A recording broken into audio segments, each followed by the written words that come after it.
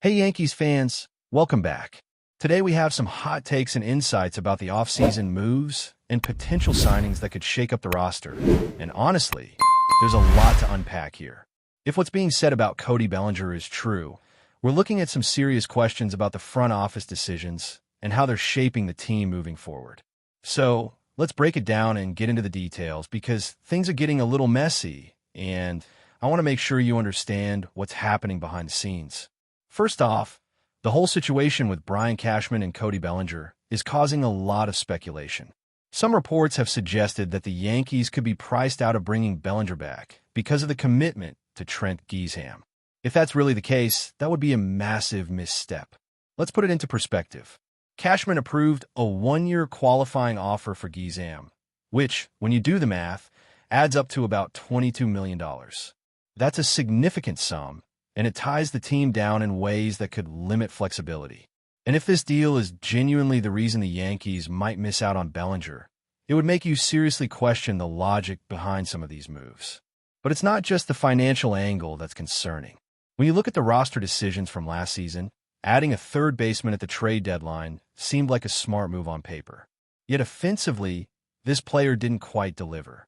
A 641 OPS isn't exactly what you expect from a Yankees hitter, especially when you're talking about someone who was brought in to provide stability in a critical lineup spot. The fact that you have two contracts adding up to around $38 million between this third baseman and Giesham, potentially blocking the return of your second-best player from last year. Well, that's a tough pill to swallow for fans who want to see the team remain competitive and aggressive in the offseason. Now, personally, I don't entirely believe the reports that say the Yankees are out of the Bellinger picture because of Giesham. It seems off, considering everything Cashman has said in public appearances recently. During a charity event a few weeks ago, he openly mentioned that the Yankees have two openings in the outfield, and while Giesham occupies one spot due to his qualifying offer, there's still room to maneuver. Cashman specifically mentioned Bellinger and Kyle Tucker as options, and even brought up trade possibilities if those options didn't work out. That contradicts the idea that the team is suddenly locked out of signing Bellinger. So, if these reports are true, it would be baffling, but I'm leaning toward the idea that there's more to this story than what's being reported. Looking at the broader landscape, the Yankees aren't operating in a vacuum. Other teams are making moves, Toronto being a prime example. They're actively meeting with players like Kyle Tucker, and they've signed talent internationally, demonstrating that other teams are aggressively improving while the Yankees are supposedly treading water. If New York really is getting outbid or blocked from acquiring Bellinger, it will be frustrating because there are players available who clearly fit the team's needs. And while I would personally prefer Tucker over Bellinger due to consistency and overall impact, Bellinger still brings significant value, and losing him because of roster constraints would feel like setback. The rotation is another point of interest. Cashman has emphasized the depth of the pitching staff, and that's a critical piece of the puzzle. With Cole and Rodon expected back, the Yankees have to maintain spots for key starters, which might explain a more conservative approach to acquiring new arms. But that doesn't mean the team is standing still. Minor additions to the bullpen are likely, reinforcing what they already have without making massive splashes. The belief in the current bullpen, coupled with some smaller reinforcements, points to a strategy that balances depth with flexibility. However, when it comes to top-tier signings or high-profile acquisitions, there's still the lingering question: are they truly holding back, or is the perception of inactivity simply misleading? Reflecting on last offseason gives some context. When Juan Soto went to the Mets, the Yankees reacted swiftly by signing Max Fried and making several other moves, including trades and acquisitions that bolster the roster. That shows the front office can act decisively when needed, and the moves happened quickly, almost out of necessity. So, the idea that the team would suddenly become passive or avoid big decisions this offseason seems inconsistent with their historical approach. The key difference now might be the structure of the roster and the contracts already in place, but even with those factors, there's precedent for aggressive maneuvering. It's also worth noting how the Yankees evaluate talent. Players like Dominguez and Jones are in line for opportunities, and they deserve a shot. But when you compare them to a proven player like Bellinger, the calculus changes. Consistency and impact matter, and Bellinger, despite his ups and downs, remains a high-value asset. The narrative that the Yankees might miss out on him because of Gisham seems short-sighted when you consider the talent available and the team's ambitions to compete at the highest level. The conversation around the bullpen, the rotation, and outfield spots all intersects here. Yes, there's confidence in existing players, and yes, there may be smaller additions. But the larger question revolves around whether the Yankees are truly constrained or if this is more about strategic patience. Given the depth of talent available and the team's track record in handling complex roster decisions, it seems unlikely they would let a key player like Bellinger slip away without serious consideration. Yet if they do, it would spark immediate questions about decision-making and the priorities set by management. And while some commentators suggest that the Yankees are simply focusing on minor improvements, the reality is far more nuanced. Each signing, each roster move carries implications for salary flexibility, lineup balance, and long-term competitiveness. The situation with Gisham is just one piece of a larger puzzle that includes young talent, veteran presence, and the need to maintain championship contention. Understanding the interplay between these elements is crucial to assessing whether the Yankees' approach is cautious prudence or a potential misstep that could cost them in standings. Picking up where we left off, the real question that keeps coming up for Yankees fans is, what is the team's real plan for the offseason? Are they really going to let this slip by without making any significant moves? Or is there a more calculated strategy happening behind the scenes that we just can't see yet? Because if you look at the current landscape, it's not just about adding minor arms or hoping young players develop overnight. The Yankees have a clear goal: to remain at the top of the American League and compete for championships. And if they truly allow Cody Bellinger to slip away because of roster constraints and a single contract that's blocking them, then that would be completely against the culture they've established. It would be a decision that fans will question for years. Now, I get it. Budgeting and roster construction are incredibly complex. You have to balance payroll, positional depth, and potential future acquisitions, all while making sure you don't hamstring the team long-term. But the way Gisham's deal interacts with Bellinger's situation seems off. A one-year, $22 million qualifying offer might sound reasonable on paper, but in context, it's creating what appears to be an unnecessary barrier to retaining one of your top performers. It's not just about money. It's about opportunity and prioritization. If the front office truly values winning now, then every decision should reflect that priority. And missing out on Bellinger would suggest that there's a disconnect between stated goals and actual actions. Let's also consider the competition. Teams like Toronto are not hesitating. They're actively pursuing top talent, meeting with Kyle Tucker, signing international players, and demonstrating a willingness to spend to improve.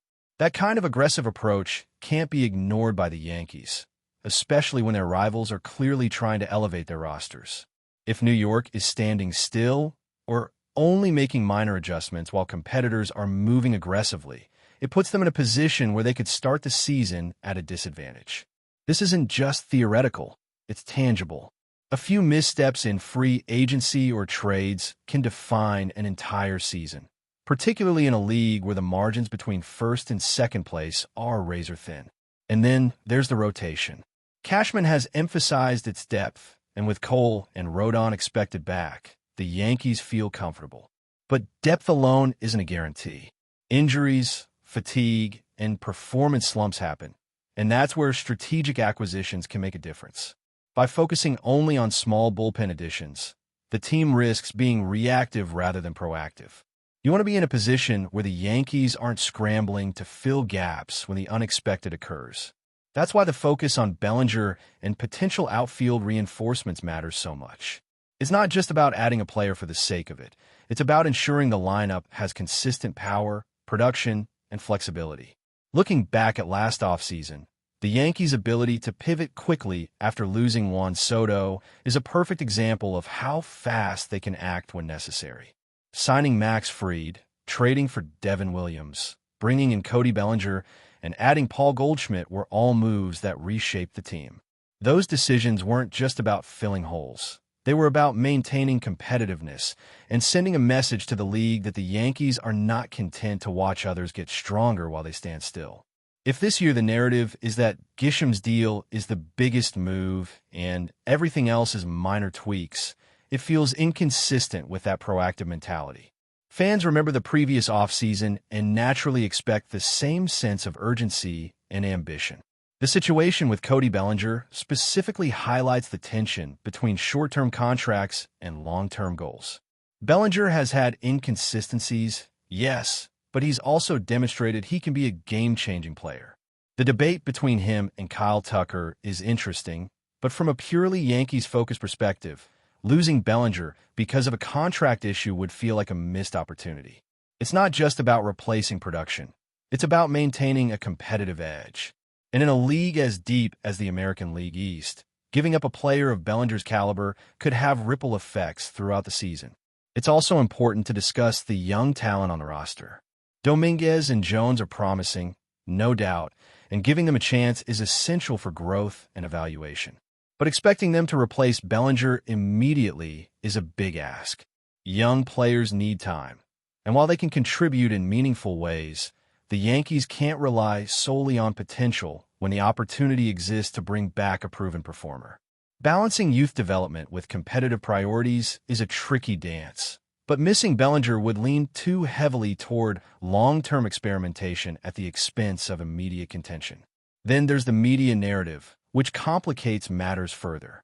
Rumors about being priced out, contradicting statements from insiders, and differing interpretations of Cashman's comments create confusion. Fans are left questioning whether the front office is mismanaging contracts or simply being strategic.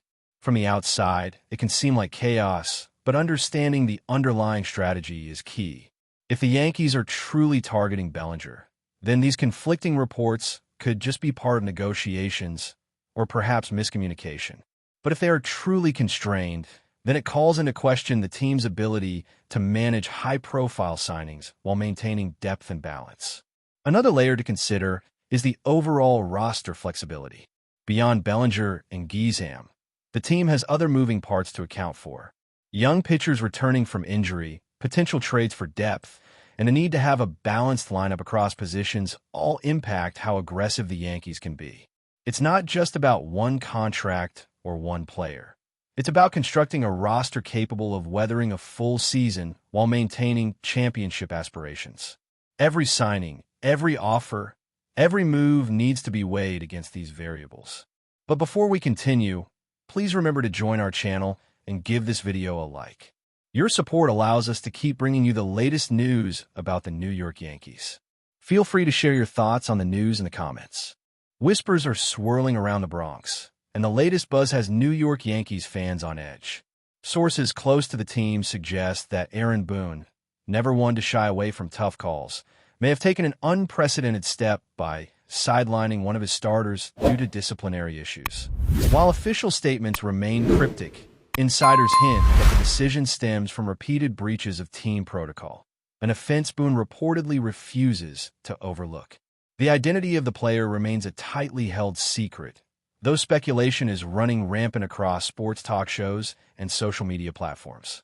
Some believe it's a veteran whose influence in the clubhouse has always been significant, making this move all the more shocking. Others whisper that it could be a younger player, someone whose talent has been undeniable but whose maturity has lagged behind. Either way, Boone's reputation for holding his team accountable is well known, and those close to the organization say this is no ordinary benching. It's a statement. Analysts are already weighing in on the potential ripple effects. A lineup shakeup of this magnitude could impact the Yankees' rhythm, but insiders insist Boone believes discipline ultimately fuels long-term success. He's not just managing a game. He's managing a culture. One source remarked, emphasizing that Boone's decision is as much about setting a precedent as it is about addressing the individual incident. The move is being described as uncompromising and uncharacteristically bold, further feeding the rumor mill. Meanwhile, fans and pundits alike are dissecting every interaction, every social media post, and every subtle hint in press conferences. The city is abuzz with speculation about whether this is a temporary suspension, a stern warning, or the start of a more permanent adjustment to the roster. One thing seems certain. Boone is sending a clear message that no player, regardless of status, is above the team's standards. As the chatter continues, one can only imagine the tension in the locker room. Rumors suggest private meetings have been held, with teammates expressing support, concern, and even frustration. The Yankees front office has stayed tight-lipped, refusing to clarify the situation, which only fans the flames of conjecture. One thing is undeniable, though. Boone is not one to forgive lightly, and New York's faithful are waiting with bated breath to see who will rise, who will fall, and how this disciplinary drama might shape the team's future. That's it for this update. If you enjoyed the video and want to keep receiving exclusive news about the New York Yankees, please subscribe to our channel and give us a like. We always appreciate your comments and opinions. See you in the next video.